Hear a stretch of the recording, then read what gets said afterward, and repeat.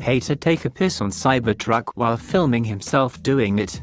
Imagine hating a vehicle so much that you go out of your way to pull over and go take a piss on said vehicle, all the while filming yourself doing it. The hate on the Cybertruck is truly deranged. A weird incident happened in Canada where the Sentry mode on Cybertruck caught a person taking a piss while filming the Cybertruck. The person parked his car and walked over to the Cybertruck and he was filming and taking a piss. Out of all the empty places the person chooses to pee next to the Cybertruck. Maybe he did not realize that this act was getting caught in the camera. Never try to pee near a Tesla because it may have Sentry mode activated. We have seen so much hate and this will top all of them.